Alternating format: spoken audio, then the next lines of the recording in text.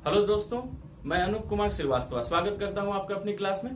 तो चलिए हम क्लास को आगे बढ़ाते हैं। तो आज जो हमारा चैप्टर है, सभी बच्चे ध्यान से देखिए, भारत की भूगर्भिक संरचना, भूगर्भिक संरचना, जियोलॉजिकल स्ट्रक्चर ऑफ इंडिया।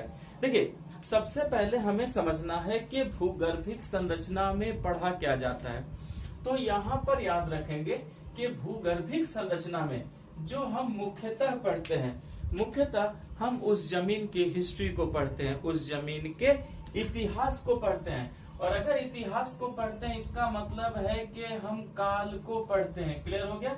यानी कि हम डिफरेंट टाइम्स को, समय को पढ़ते हैं। लेकिन किस काल में कौन सी संरचना थी, हमें इस चीज को भी यहाँ पढ़ना होता है। क्लियर है? यानी पीरियड के साथ साथ हम क्या करेंगे, स्ट्रक्चर को भी पढ़ेंगे। जैसे भारत की भूगर्भिक संरचना, इसका मतलब है कि भारत का इतिहास क्या है, ज्योग्राफी के मुताबिक, नॉट हिस्ट्री के मुताबिक नहीं बच्चे, ठीक है। कि भारत का इतिहास क्या है, मतलब भूगोल के अकॉर्डिंग कि जब भारत की जमीन बनी थी उस समय वो कौन सा काल था, कौन सी संरचना थी। संरचना का मतलब आप चट्टान से भी लगाएंगे। यहाँ पर याद रखिएगा कि संरचना का सेंस आप क्या करेंगे, आप चट्टान से भी लेके रखेंगे ताकि आपको कोई कंफ्यूजन नहीं हो। तो आपको यहाँ ये समझना है कि किस काल में भारत में कौन सी संरचना थी, कौन सी चट्टान बनी। और जब आप काल और संरचना पढ़ेंगे तो इसके साथ ही साथ हम उसमें मिलने वाले खनिजों को भी पढ़ेंगे, यानी हम उनके मिनरल्स को भी पढ़ेंगे। इसका मतलब है कि जब हम भूगर्भिक संरचना पढ़ेंगे तो भूगर्भिक संरचना में हम समय को भी पढ़ेंगे, उसके स्ट्रक्चर को भी पढ़ेंगे, चट्टान को भी पढ़ेंगे, और उसमें वाले खनिज, जो खनिज मिलते हैं, जो मिनरल्स मिलते हैं बच्चे, हम उन खनिज और मिनरल्स को भी पढ़ेंगे। यहाँ आपको पूरी बात समझ में आ चुकी है। चलिए, तो भूलना नहीं है कि हम काल भी पढ़ेंगे, चट्टान संरचना भी पढ़ेंगे और खनिज भी पढ़ेंगे। चलिए, इसी ट्रिक से हम इस चैप्टर को पढ़ना शुरू करते हैं। और देखिए, ये इतना आसान चैप्टर है कि अभी आपको सारी बातें खुद ब खुद क्या हो जाएंगी, समझ में आ जाएंगी। ठीक है, तो बच्चे सबसे पहले याद रखिएगा कि भारत की जमीन कब बनी। याद रखेंगे कि भारत जो है वो इसी पृथ्वी पर है, पृथ्वी से बाहर तो नहीं है। इसका मतलब है जब पृथ्वी का निर्माण हुआ था, जब इसकी जमीन, लैंड का निर्माण हुआ था, उसी समय भारत की भी तो जमीन बनी होगी। तो मैंने आपको क्या बताया था कि पृथ्वी का निर्माण कब हुआ था। तो सभी बच्चे याद रखेंगे कि हम जो क्रम पढ़ेंगे वो प्राचीन से नवीन की ओर होगा। क्या होगा? प्राचीन से नवीन की ओर, यानी ओल्ड टू न्यू। यानी हम क्या करेंगे कि पुराने समय से शुरू करेंगे और पुराने समय से पढ़ते हुए हम आज वर्तमान के समय में आएंगे। क्लियर हो गया? और देखिए, इन्हीं छोटी बातों से आप तुरंत चीजों को बखूबी और बहुत अच्छे तरीके से सीखेंगे। तो सबसे पहले पृथ्वी का निर्माण कब हुआ था? मैंने आपको चट्टान चैप्टर में पढ़ाया है कि जो पृथ्वी का निर्माण हुआ था उस समय के काल को ही क्या कहा गया था? उस समय के काल को कहा गया था प्री कैम्ब्रियम या आर्कियन। क्या हमने कहा था? प्री कैम्ब्रियम या आर्कियन। पूरी बात आपको समझ में आ चुकी है। ये सब मैंने आपको बता दिया है, प्री कैम्ब्रियम और आर्कियन। क्लियर हो गया? तो जब पृथ्वी का निर्माण इसी पीरियड में हुआ था, तो देखिए मैंने यहाँ काल भी लगा दिया, यानी कि पीरियड तो मैंने लिखा ही, और काल के साथ साथ मैंने संरचना भी लगा दी, स्ट्रक्चर भी लगा दी। क्लियर हो चुका? ताकि हम सभी चीजों को एक साथ लेकर चलें। तो याद रखेंगे कि जब भारत का निर्माण हुआ था उस समय भी प्री कैम्ब्रियन और आर्कियन काल ही था, क्योंकि प्री कैम्ब्रियन और आर्कियन काल में ही ये समस्त पृथ्वी का क्या हुआ था? निर्माण हुआ था। यानी भारत का जो भूगर्भिक इतिहास है, जो जियोलॉजिकल हिस्ट्री है, वो इसी प्री कैम्ब्रियन और आर्कियन एज से स्टार्ट होती है। लेकिन आप यहाँ याद रखेंगे कि मैंने एक और नाम लिया था, और वो नाम लिया था धारवार। यानी प्री कैम्ब्रियम आर्कियन ही क्या है? धारवार है। लेकिन भारत के सेंस में हम क्या करते हैं कि धारवार को प्री कैम्ब्रियम के बाद रखते हैं। पूरी बात आपको समझ में आ गई? यहाँ पर आप थोड़ा सा भी बच्चे कंफ्यूज नहीं होंगे। क्लियर है? मैं आपको फिर से बता देता हूँ कि जो धारवार है वही प्री कैम्ब्रियम है और वही क्या है, आर्कियन है। लेकिन भारतीय वैज्ञानिकों ने, भारत के जो भूगर्भवेत्ता हैं, जियोलॉजिस्ट हैं, उन्होंने प्री कैम्ब्रियन और आर्कियन का नाम ही क्या रखा है, धारवार रखा है। लेकिन भारत के सेंस में हम धारवार को प्री कैम्ब्रियम के बाद रख देते हैं, जबकि ये दोनों चीजें क्या हैं, एक ही हैं। तो याद रखेंगे कि जो भारत का इतिहास है वो किस काल से शुरू हुआ है, तो हम क्या कहेंगे, धारवार काल, यानी कि धारवार पीरियड। लेकिन मैंने क्या कहा था कि काल ही क्या है, संरचना भी यहाँ पर मानेंगे, यानी हम पीरियड को ही क्या मानेंगे, स्ट्रक्चर मानेंगे। तो सभी बच्चे याद रखेंगे आप लोग कि जब भारत का भूगर्भिक इतिहास, जियोलॉजिकल हिस्ट्री शुरू होता है तो वो शुरू होता है धारवार काल से या धारवार संरचना से। ये बात आपको समझ में आ गई। यानी प्राचीन में सबसे पुराना क्या है, प्री कैम्ब्रियन, आर्कियन और धारवार है। लेकिन भारत के सेंस में हमने प्री कैम्ब्रियन, आर्कियन के बाद धारवार को रखा है। क्लियर है। तो सबसे पहले धारवार काल और संरचना थी। अब ये पता करना है कि इस संरचना में हमें कौन सी खनिजें मिली।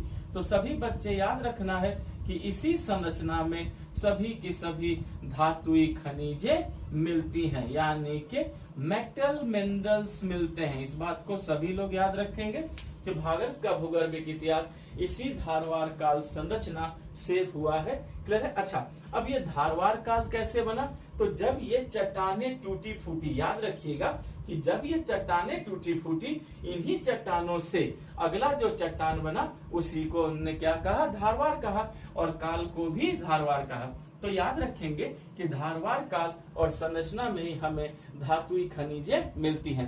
तो अगर आपसे पूछा जाए कि बताइए भारत में किस काल में धातुई खनिज बनी, आप धारवार काल कहेंगे।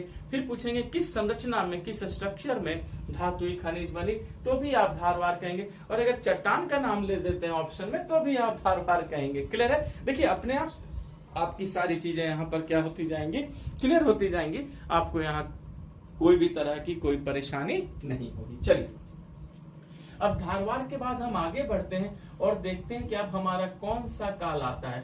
तो याद रखेंगे बच्चे कि इसके बाद जो हमारा काल आता है उसे हम कहते हैं कुडप्पा काल या संरचना। क्या कहते हैं, कुडप्पा काल या संरचना। क्लियर है। इसका मतलब है कि धारवार के बाद जब वक्त आगे बढ़ता है, यानी जब धारवार चट्टानों का भी अपरदन होता है, क्या होता है, इरोजन होता है। तो जब धारवार चट्टानों का अपरदन होता है, इरोजन होता है, उससे जो नए चट्टान बनते हैं, हम उसी चट्टान को क्या कहते हैं, कुडप्पा चट्टान कहते हैं। और उसे ही काल या हमने क्या नाम दे दिया, संरचना दे दिया। यहाँ आपको पूरी बात एकदम क्लियर हो चुकी है। चलिए ये देखिए, कुडप्पा पीरियड और स्ट्रक्चर। क्लियर हो गया बच्चे। कुडप्पा, पी से पीरियड और एस से स्ट्रक्चर। अब ये पता करना है हमें कि कुडप्पा पीरियड और स्ट्रक्चर आया, यानी जब कुडप्पा काल आया तो आखिर इस समय कौन सी खनिज हमें मिलने लगी। तो कुडप्पा काल में ही बच्चे हमारे पास चूना पत्थर मिलना शुरू हुआ। तो अगर आपसे पूछा जाएगा कि बताओ चूना पत्थर किस काल में या किस संरचना में मिली है, तो आप सीधे कहेंगे कि वह कुडप्पा काल या कुडप्पा संरचना में मिली है। ये चूना पत्थर और यहाँ पर क्या मिला, धातुई खनिज। तो याद रखना है कि सबसे पहले प्री कैम्ब्रियन, आर्कियन काल आया था, उसके बाद समय आगे बढ़ा तो फिर धारवार आया जिसमें हमें धातुई खनिज मिली। हाँ, हालांकि ये दोनों एक ही है, पर भारत के सेंस में मैंने इसे बाद में रखा है। धारवार के चट्टानों से फिर नया चट्टान बना जिसे क्या कहा गया, कुडप्पा कहा गया। और कुडप्पा काल में हमें क्या मिला, चूना पत्थर मिला। अब देखिए बच्चे, फिर इतिहास आगे बढ़ती है और कुडप्पा काल के बाद अब कौन सा काल आता है। तो कुडप्पा के बाद बच्चे जो हमारा अगला काल आता है भारत के सेंस में, हम उसे ही क्या कहते हैं, हम उसे कहते हैं विंध्यन काल या संरचना। क्लियर हो चुका है। क्या कहते हैं हम उसे, विंध्यन पीरियड और स्ट्रक्चर। क्लियर है। चलिए, तो अब हमने यहाँ पर देख लिया कि अब हमारा विंध्यन काल या संरचना आता है कुडप्पा काल के बाद। अब विंध्यन काल या संरचना में हमें क्या क्या मिला है, तो हम तुरंत यहीं पर उसे नोटिफाई करेंगे कि इस काल में ही बच्चे हमें पहले तो डायमंड मिलना शुरू हुआ, हीरा मिला, फिर हमें बलुआ पत्थर मिला, और फिर हमें क्या मिला, लाल पत्थर मिला। देख सकते हैं ये समय काल संरचना और हमने उसके खनिजों की भी बात कर दी है। यहाँ पर जरा भी आप नहीं भूलेंगे तो विंध्यन काल में ही हमें डायमंड मिल रही है, हमें सैंडस्टोन भी मिल रहा है और फिर हमें ही क्या मिल रहा है बच्चे, रेड स्टोन भी मिल रहा है। क्लियर हो चुका है। चलिए तो अब हमने यहाँ पर विंध्यन कालीय संरचना को भी देख लिया और देखा कि इसमें कौन कौन सी चट्टाने हैं और इसमें क्या खनिज मिल रहा है। डायमंड है, बलुआ पत्थर है, लाल पत्थर है। क्लियर है। चलिए अब विंध्यन काल के बाद फिर हमें देखना है कि हमारे पास कौन सी काल आई या हमारे पास कौन सी संरचना आई, ताकि हमारी सारी चीजें अपने आप क्लियर होती जाए। ठीक है। अब देखिए बच्चे, विंध्यन काल के बाद जब वक्त आगे बढ़ा तब हमारा आता है गोंडवाना पीरियड। गोंडवाना काल या संरचना। क्लियर हो चुका है। गोंडवाना पीरियड और स्ट्रक्चर। क्लियर है। नाउ अब गोंडवाना काल और जब संरचना आ गई तो अब हमें ये देखना है कि गोंडवाना काल और संरचना में अब हमें कौन सी खनिजें मिल रही हैं। तो गोंडवाना काल या संरचना में जो हमें मिल रहा है बच्चे, वो क्या मिल रहा है, वो हमें कोयला मिल रहा है और भारत का 98% जो कोयला है वो इसी गोंडवाना काल का है, इसी गोंडवाना पीरियड का है। पूरी बात आपको समझ में आ गई। तो देख सकते हैं कि किस तरीके से भारत अपने समय से आगे बढ़ रहा है और किस चट्टान से टूट फूट कर कौन सी नई चट्टान बन रही है और उसमें कौन से फिर हमें नई खनिजें मिल रही हैं। तो पहले हमारा प्री कैम्ब्रियन था, फिर धारवाड़ काल आया, फिर कडप्पा काल आया, फिर विंध्यन पीरियड आया, फिर गोंडवाना आया। चलिए अब गोंडवाना के बाद देखते हैं कि अब हमारे पास कौन सी काल या कौन सी संरचना मिलती है। तो यहाँ सभी बच्चे याद रखेंगे कि जब गोंडवाना का वक्त आगे बढ़ा तब हमें हमारे पास आया क्रिटेशियस काल या पीरियड। क्रिटेशियस काल या संरचना। क्लियर है। क्रिटेशियस पीरियड और स्ट्रक्चर। अब ये देखना है कि गोंडवाना काल के बाद जब हमारा क्रिटेशियस काल और संरचना आया तो इस क्रिटेशियस काल या संरचना में फिर हमें कौन सी खनिज मिलती है। तो बहुत इंपॉर्टेंट बात है, याद रखेंगे बच्चे कि यहाँ पर हमें मिलने लगा बॉक्साइट खनिज। बॉक्साइट खनिज। क्लियर हो चुका है। और याद रखेंगे कि ऑस्ट्रेलिया 90% बच्चे वर्ल्ड के बॉक्साइट का उत्पादन करता है। तो पूरी की पूरी ऑस्ट्रेलिया की चट्टान कौन सी चट्टान है, क्रिटेशियस काल या संरचना की चट्टान है। तो देखिए क्रिटेशियस काल या संरचना में ही हमें क्या मिला, हमें मिला बॉक्साइट। क्लियर हो गया ना।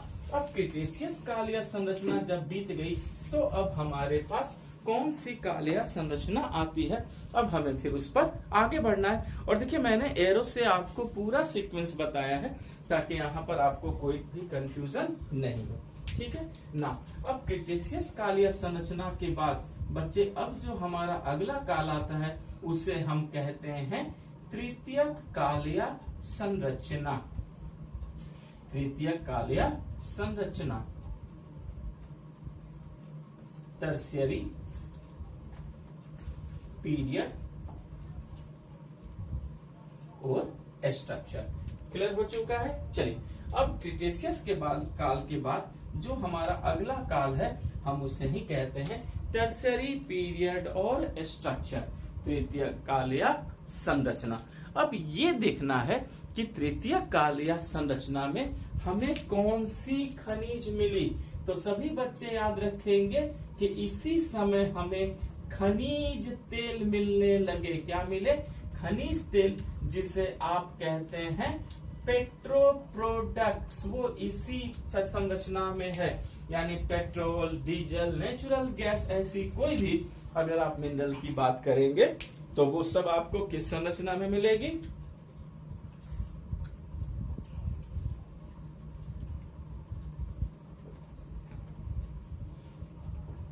वो सब आपको तृतीय काल की संरचना में मिलती है।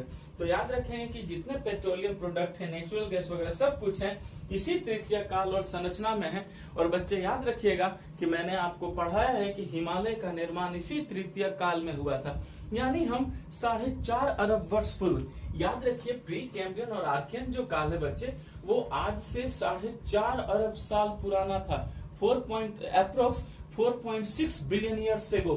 तो 4.5 अरब वर्ष पुरानी जमीन से चलकर हम आज की जमीन पर आ रहे हैं और तृतीय काल में हमें खनिज तेल मिला। अब तृतीय काल के बाद फिर हमारे पास कौन सी काल या संरचना आ रही है? तो बच्चे मैंने कहा था ना आपको कि तृतीय काल के बाद यानी हिमालय के बाद मैदान का निर्माण हुआ था। और मैदान किस काल में बना था? वो चतुर्थक काल में बना था। क्लियर है? तो याद रखेंगे कि जो महान मैदान बना था वो चतुर्थक काल में बना था। देखिए चतुर्थक काल या संरचना। और मैं यहीं पर आपको लिख देता हूं कि जो भारत का महान मैदान है वो इसी पीरियड में बना था बच्चे। और मैंने आपको ये भी बताया था कि जो महान मैदान है वो संरचना आज भी बन रही है। इसका मतलब है हम पृथ्वी के इतिहास में क्या हो गए? आज तक पहुंच गए। और अब हमें देखना है कि इस क्वार्टरनरी पीरियड में, क्लियर है यहाँ पर बच्चे, ये कौन सा पीरियड है आपका? क्वार्टरनरी पीरियड और स्ट्रक्चर। और इसी स्ट्रक्चर में जो है भारत का ग्रेट प्लेन्स बना था।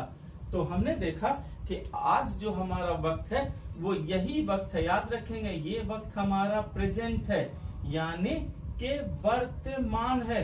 और जब ये काल खत्म हो जाएगी तो पता चलेगा कि हमें कौन सी खनिज मिली। पूरी बात समझ में आ गई?